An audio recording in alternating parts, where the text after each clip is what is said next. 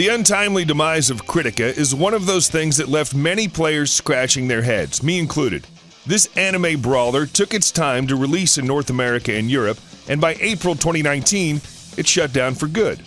Or so we thought. Kritika's developer is giving it a second chance by self-publishing the game in the West, and they wanted us to let you know about it.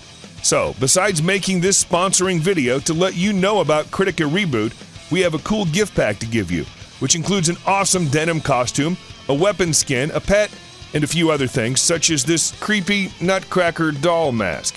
It's not every day that you get a fight like that, is it? Just head over to the video description to find the gift code and how to redeem it. Thankfully, Kritika Reboot is a free-to-play game, just as it was before, so there are no nasty surprises here. As for the rest, it remains a flashy action combat game where you pick one of the current 8 classes and deliver punishment to wave after wave of enemies in instanced dungeons, evolving into one of the 17 subclasses. Speaking of classes, the latest one is just released.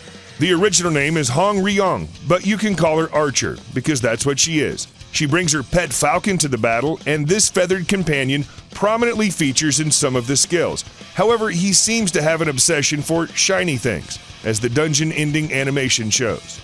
While some of my previous experiences with Kritika involved the Reaper class with her sharp scythe, this time I decided to go with the Archer. As expected, this class reiterates the dynamic and fast-paced combat of Kritika, with lightning-fast dodges, jumps, and arrow shooting. The array of dazzling skills will keep things moving at breakneck speed with the impressive winged wind-up or the crushing arrow barrage, dealing heavy damage in stylish ways. The Archer feels really smooth and intuitive to control, and it's a class that allows for some very creative and devastating combos. Dungeons in Kritika are short and sweet, suited for quick play sessions where you dive straight into the action. Since you'll be taking on tons of quests, you must beat most dungeons a few times, but the map will tell you where you have to go to complete the objectives. And there's a handy quest giver at the end of each dungeon to save you from going back and forth.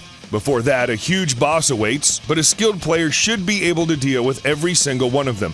There's no stamina bar to limit you this time, one of the nice changes coming with this reboot.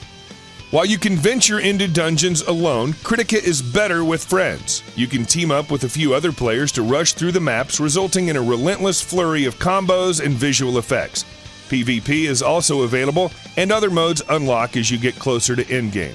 You unlock small town hubs as you progress, where you have everything that you need to level up your character, from weapon and item salesmen to warehouse NPCs, not forgetting about machines to salvage your superfluous items and socketing gems. You have every bit of customization that you can hope for in an online brawler like this.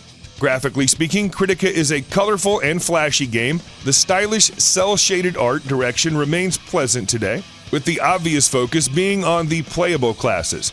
This is a game that is aged nicely and isn't going to be overly demanding with your system.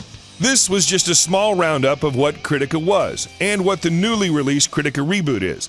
It looks like the decision to bring it back from Oblivion was a wise one, judging by the excited reactions of the fanbase. If you want to join in, remember that you can grab that sweet denim costume and other free loot by using the code in the video description. Have fun, and Merry Christmas, everyone!